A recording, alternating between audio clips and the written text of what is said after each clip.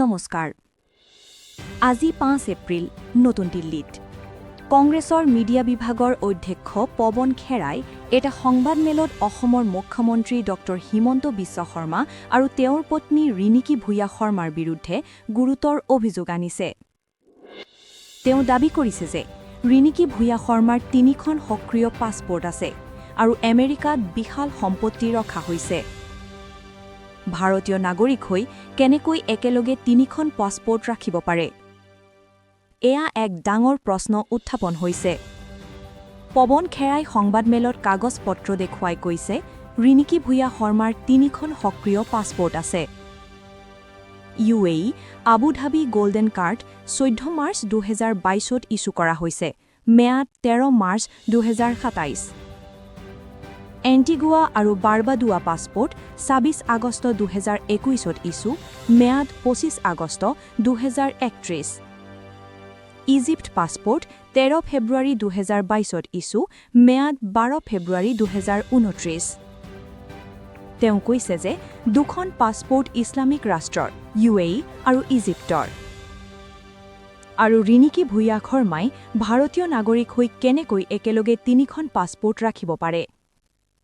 ভাৰতত dual citizenship নাই।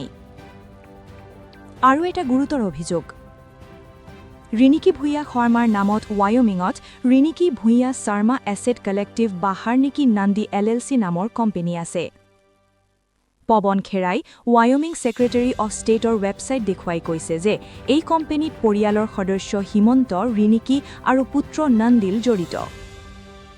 তেওঁ দাবী কৰিছে যে কোম্পানীটোৰ বাজেট প্ৰায় 3.4 বিলিয়ন USD, অৰ্থাৎ ভাৰতীয় মুদ্ৰাত প্ৰায় ৫২,০০০ কোটি টকা, আৰু আমেৰিকাত হোটেল ব্যৱসায় খুলিবলৈ পৰিকল্পনা আছে। ইয়াৰ উপৰি ডুবাইত ২খন সম্পত্তি আছে বুলিও অভিযোগ।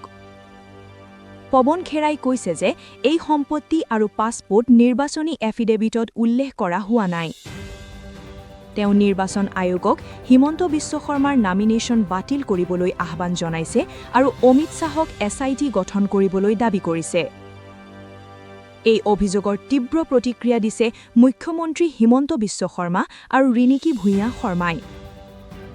দুয়োজনে এই অভিযোগক মেলিচিয়াছ, ফেব্ৰিকেটেড আৰু পলিটিকেলি মটিভেটেড লাইজ বুলি অভিহিত কৰিছে।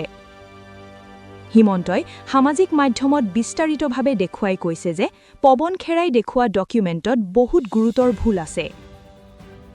নামৰ স্পেলিং SARMA, অফিচিয়েল SHARMA নহয়। ফটো পাব্লিকলি এভেইলেবল, বায়োমেট্ৰিক নহয়। MRZত expiry date, passport number, nationality mismatch. Spelling error Egyptian. UAE IDত বাৰ্থ ইয়াৰ আৰু নেশ্যনেলিটিত অসংগতি। টাইটেল ডিডৰ QR কোড ইনভেলিড। হিমন্তই কৈছে যে যদি ডকুমেণ্টছ সঁচা তেন্তে ৰিণিকীক গুলী কৰক, যদি ফেক তেন্তে পৱন খেৰাক জেললৈ পঠিয়াওক।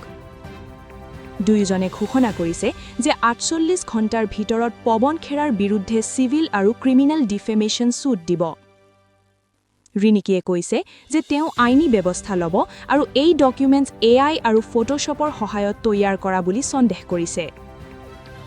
উল্লেখযোগ্য যে হিমন্ত ৰিণিকীয়ে নিৰ্বাচনী এফিডেভিটত সম্পত্তি ৩৫ কোটি টকা বুলি ঘোষণা কৰিছে। এই অভিযোগ অসমৰ ৯ এপ্ৰিলৰ বিধানসভা উপনিৰ্বাচনৰ আগতে কংগ্ৰেছে কৰা তীব্ৰ ৰাজনৈতিক আক্ৰমণ বুলি বিজেপিয়ে দাবী কৰিছে। এতিয়ালৈকে কোনো স্বতন্ত্ৰ সূত্ৰ বা চৰকাৰী তদন্তই এই অভিযোগ নিশ্চিত কৰা নাই। এই বিতৰ্কই অসমৰ ৰাজনীতিত নতুন মোড় লোৱাৰ সম্ভাৱনা আছে। নিৰ্বাচন আয়োগ আৰু আইনী প্ৰক্ৰিয়াই কি কয় সেয়া লক্ষ্য কৰিব লাগিব। অধিক তথ্যৰ বাবে আমাৰ সৈতে থাকক। ধন্যবাদ।